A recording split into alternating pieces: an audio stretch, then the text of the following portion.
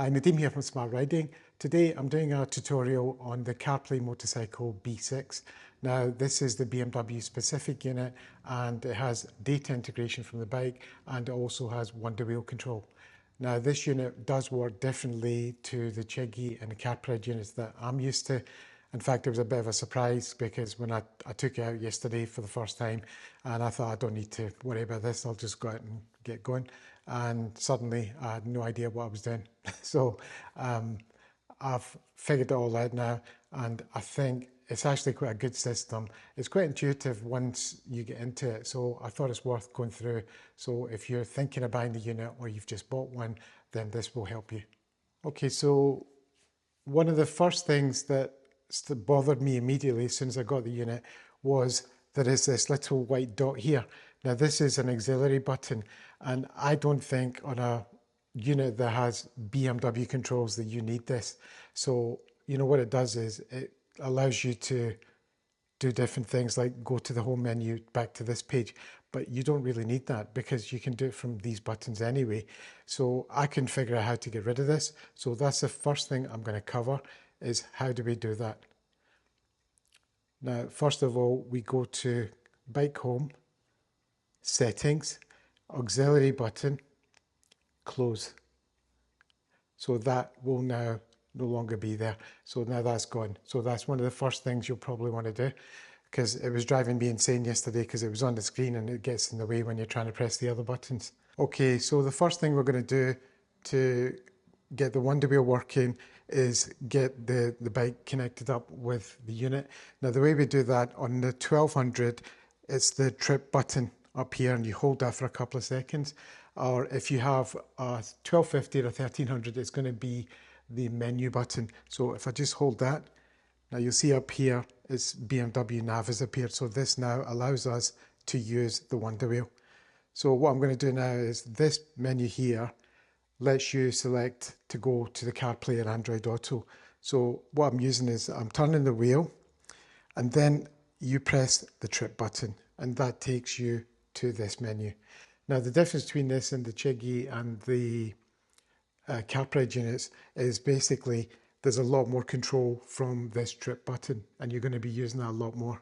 So the way this now works is you can tilt the wheel to, if I tilt it to the right, you can see it's moving through the menu like this. Now if I tilt to the left, it will go back. Right, so now that I've got Waze selected here, I press the trip button and it will open it up.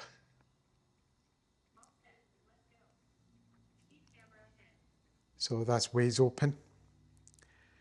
Now I can just keep doing this and I can go to the menu here to the side. I'm just tilting it right, and if I tilt it right, it's going to go down the way. Now I've got Audible there, and if I select Trip again, it will open Audible. So now I've got Audible open, so if I just go through it like this, so I just keep tilting right to select whichever book I want.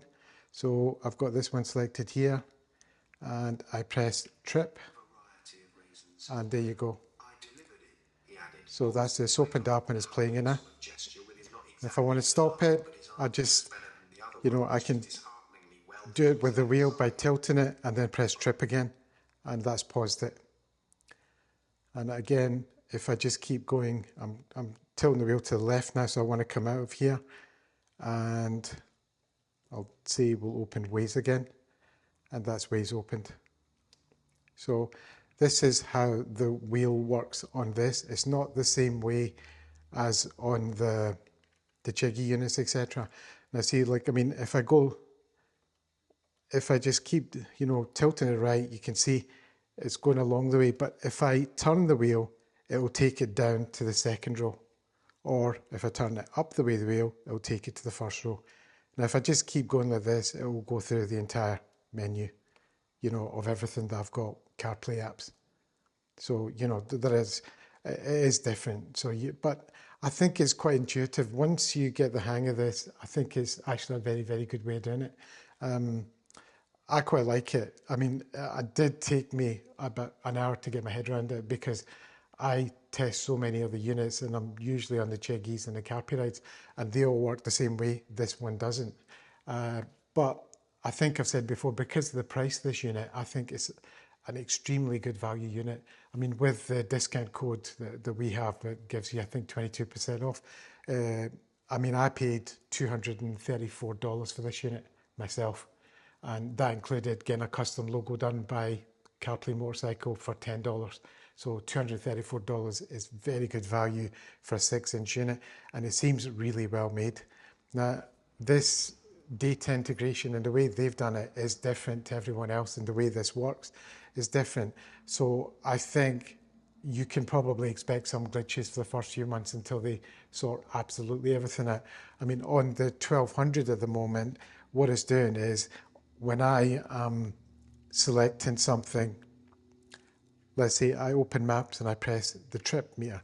So what it actually does is on my speedo, it opens up the trip at the same time as it's doing this as well. So this is a slight issue. I mean, for me, it's not a big deal.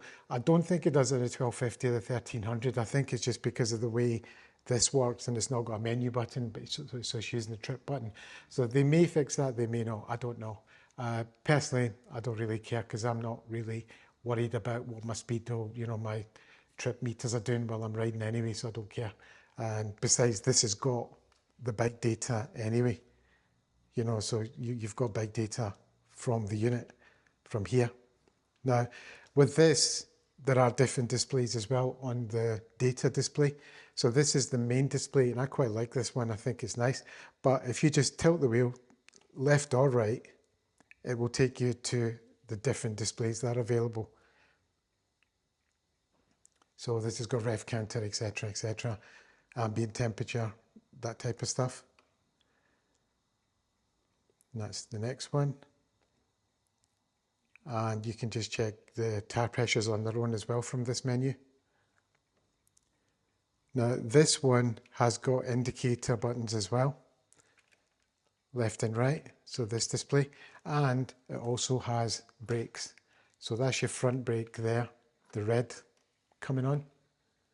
I can't reach the rear brake from this side, but that comes on as well. So it's got quite a lot of integration, and it seems to work quite well. I took it out last night, late last night, because it was bugging me because I didn't know how to work everything. And I took it out and I got the hang of it. And by the end of my ride, about 40 minutes or so, I was kind of happy with it. I knew what I was doing now. So it seems to work really well.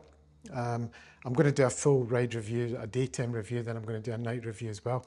One of the other things I really like about this unit is the brightness controls are better than anything else I've seen.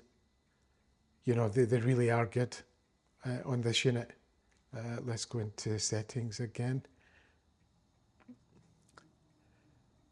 See, you can actually set a brightness limit to how much you want it to go to, and you can switch it on, you know. So, because last night I turned it down, and I turned it down quite a bit, and this is the only unit I've been able to turn it down enough that it's not too glary at night. But I think it also helps keeping in this orange display. That really helps as well. For me, that was a big plus point, because both the Carplay and the Chiggy, sometimes at night time, they are too bright, and a lot of people complain about that as well. And you know, is there any way of turning it down more? And they just don't seem to go down far enough, but this one does.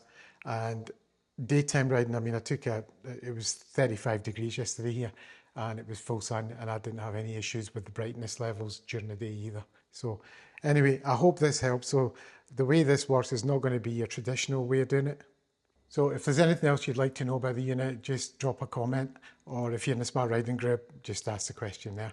But in any case, I will be doing more videos of this, and I will be doing a very long-term review. So I find that gives a truer picture of these type of units rather than just a quick half-an-hour review. But you can look out for that, and there will be a lot more coming.